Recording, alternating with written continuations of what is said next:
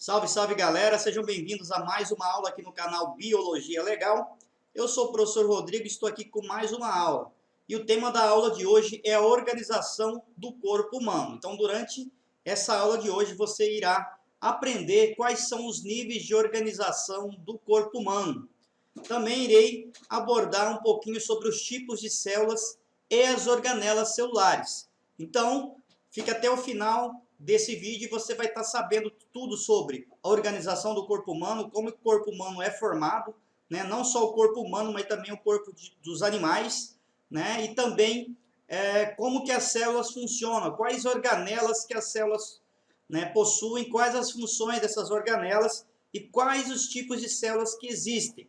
Gostaria de pedir para você que ainda não é inscrito aqui no canal, que se inscreva, deixe seu like, ative o sininho aí para receber as notificações de novos vídeos.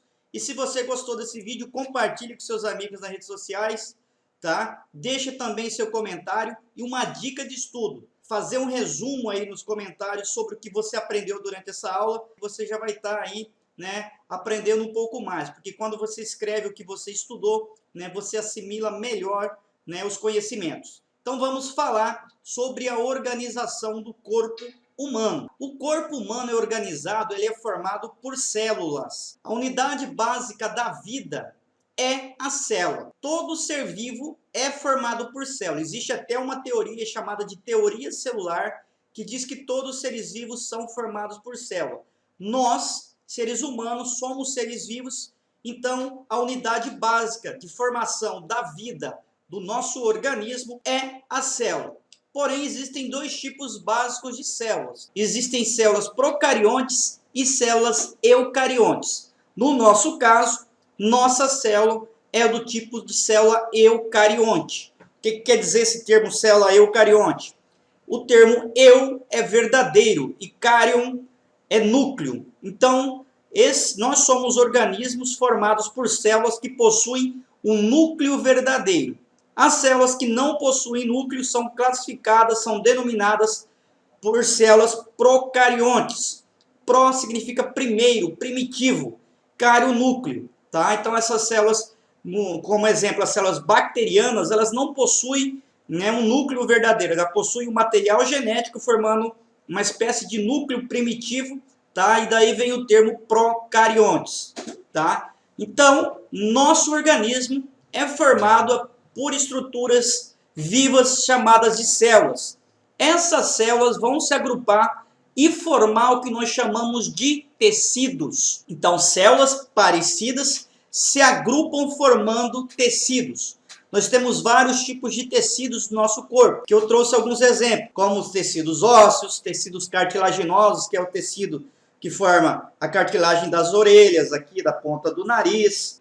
O tecido ósseo forma os ossos, o tecido sanguíneo forma o sangue, o tecido muscular vai formar os músculos, que tem a contração, o tecido nervoso, que é formado por células chamadas de neurônios, e o tecido epitelial, que vai formar a nossa pele, o nosso revestimento externo. Então nós vamos possuir inúmeros tecidos formando o nosso corpo.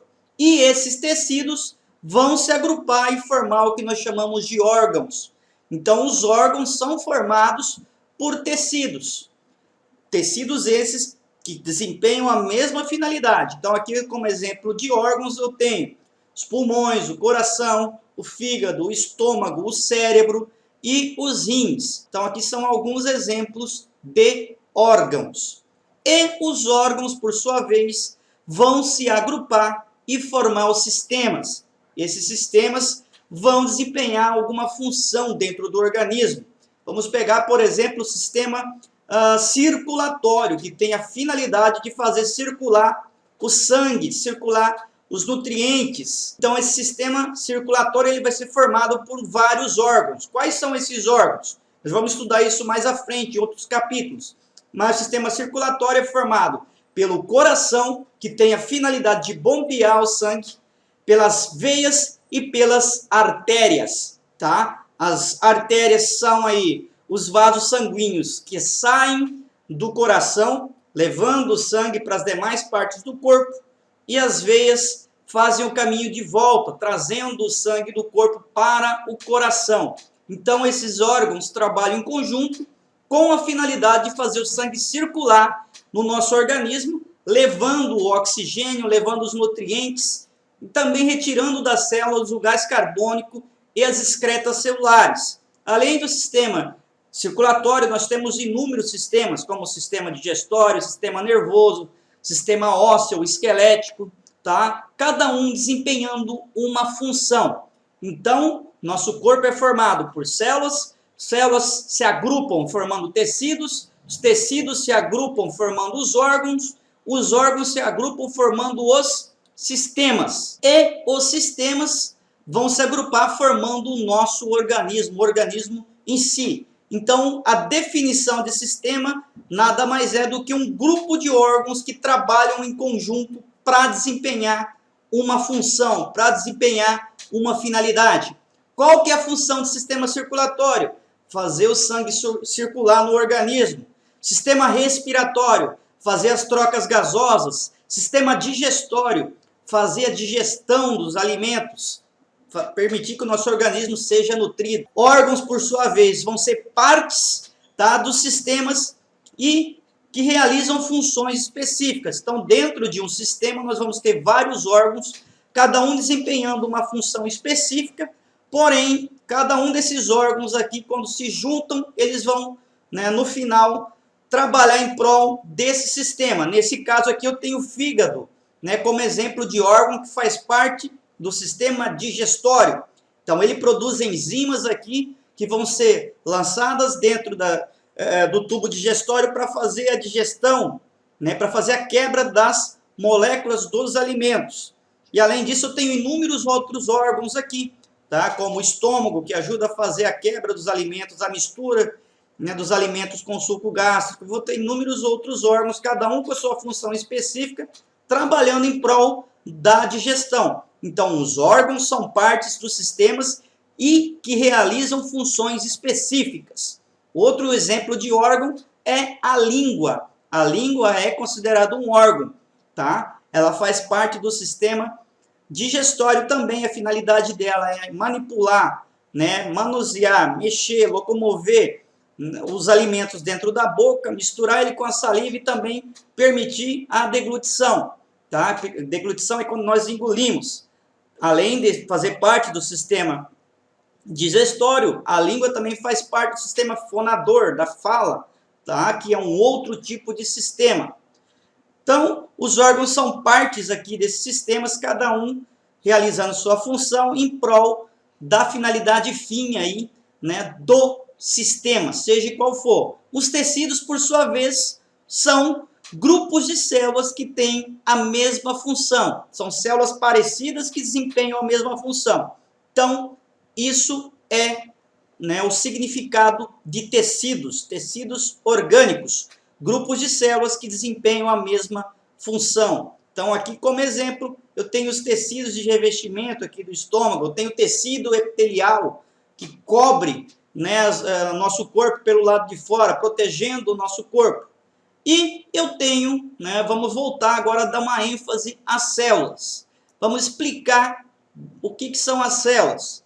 Eu já disse no início que nós temos basicamente dois tipos de células.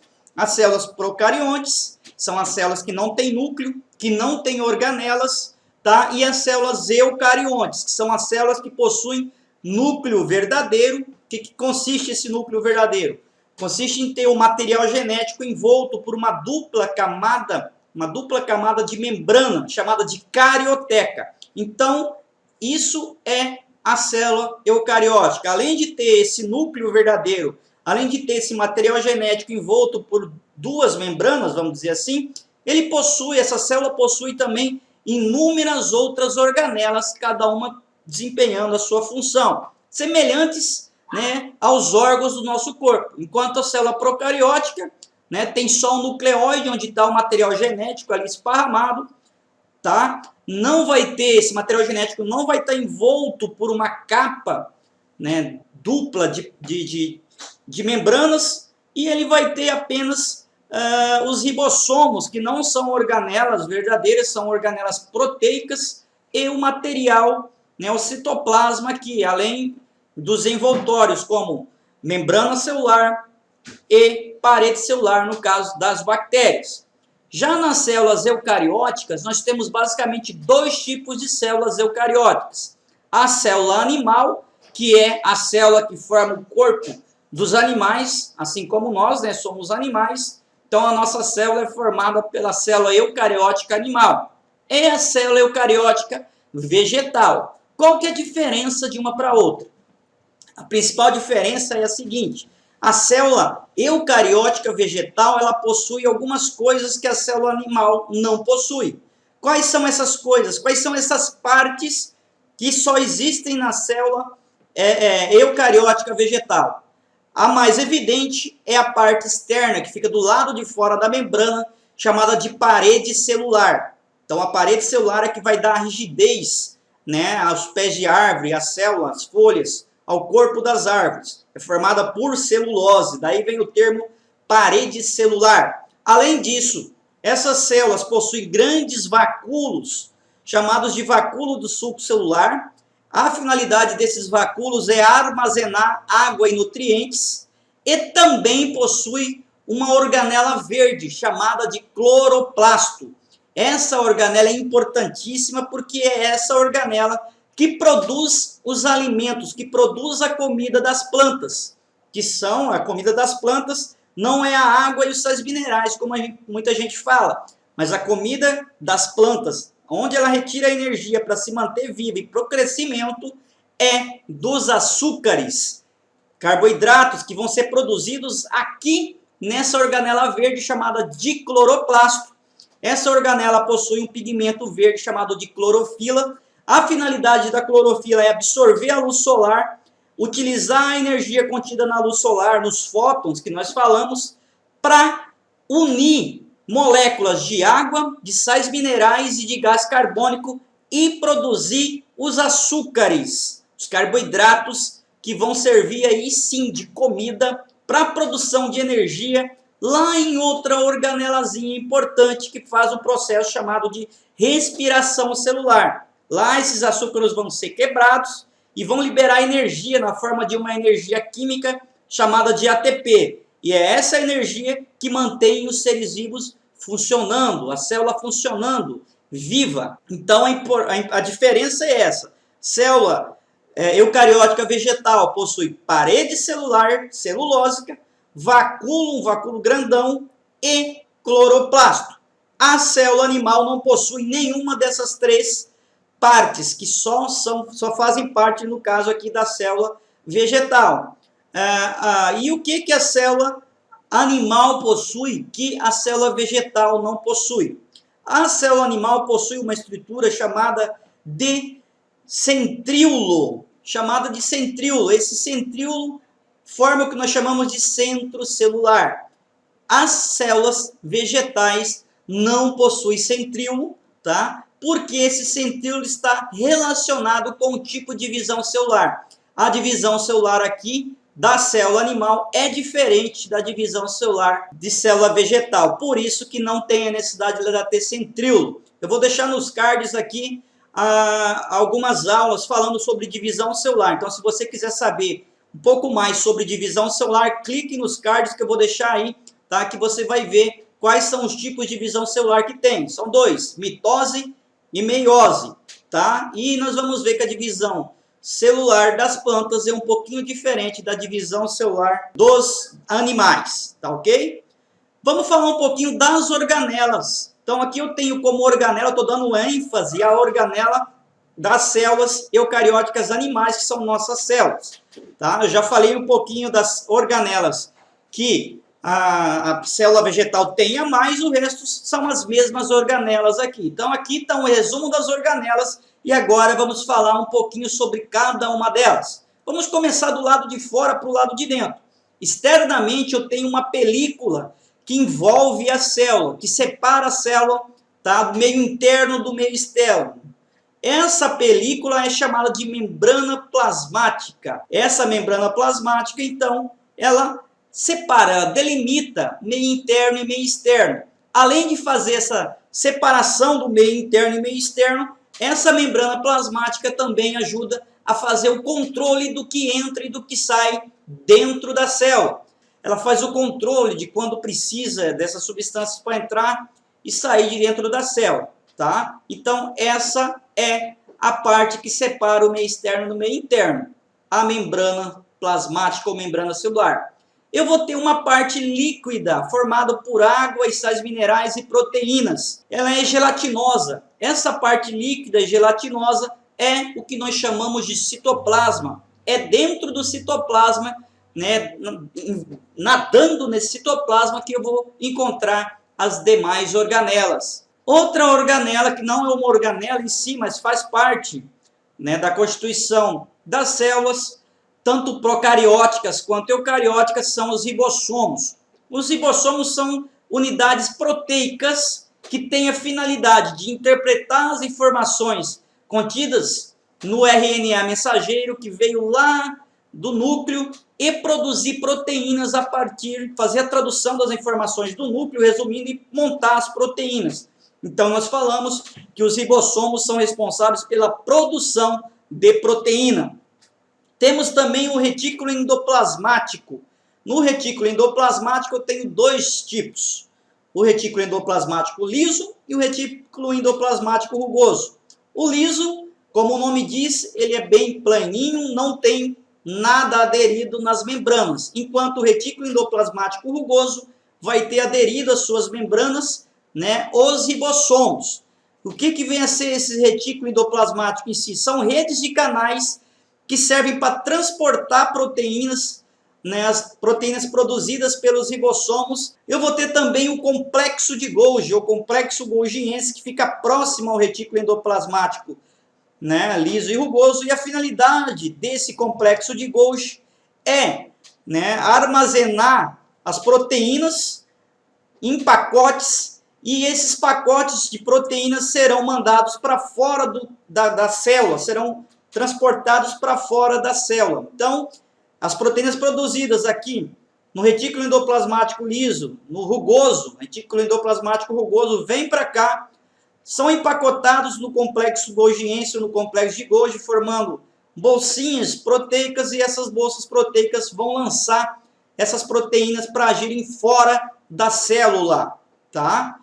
As mitocôndrias são as organelas responsáveis pela produção de energia, pelo processo chamado de respiração celular. Nesse processo de respiração celular, as mitocôndrias transformam a glicose, os açúcares, que eu falei que são formados lá nos cloroplastos, por exemplo, das plantas. Esses açúcares vão lá para as mitocôndrias das plantas também, e nas mitocôndrias do nosso corpo, quando a gente se alimenta, né, de uma verdura, de uma planta, de uma fruta, ou até mesmo de um animal, esses nutrientes vão lá para dentro das mitocôndrias e vão ser quebrados, vão reagir com o oxigênio e vão produzir energia para a célula. Essa energia não é energia elétrica, mas é sim uma energia química na forma de uma molécula chamada de ATP, conhecida como trifosfato de adenosina.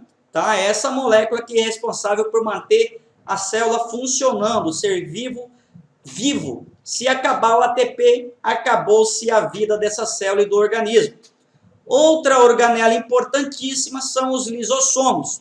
Esses lisossomos aqui são pequenos pacotes cheios de substâncias que têm a finalidade, né, de fazer a digestão de organelas velhas dentro da célula ou de partículas também que essa célula englobou. Então, são pequenos pacotes que digerem as organelas velhas das células e fazem a digestão intracelular, tá? E o núcleo? O núcleo é constituinte, lembrando, somente de célula eucariótica, tanto animal quanto vegetal. O núcleo é onde está o material genético, o DNA, que contém as informações, todas as informações, tanto da célula quanto do organismo inteiro. Então, nós falamos que o núcleo é como se fosse o centro de controle da célula, porque é ali onde nós encontramos o DNA, o material genético, que é a receita da célula, que é a receita do organismo, tá?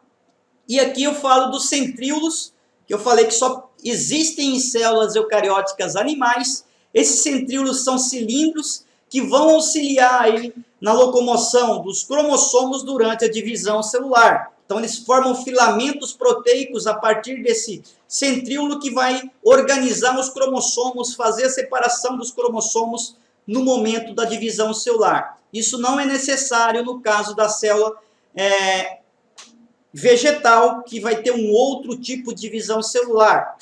Então, essa foi a nossa aula aí, né, falando sobre a organização do corpo humano, a organização do corpo dos seres vivos, com ênfase no nosso corpo, no corpo humano, e fiz uma abordagem aí bem superficial sobre a estrutura celular. Não se esqueça de deixar o seu comentário, deixar o seu resumo aí, escreva seu resuminho aí embaixo, deixa seu like, um forte abraço e até a nossa próxima videoaula.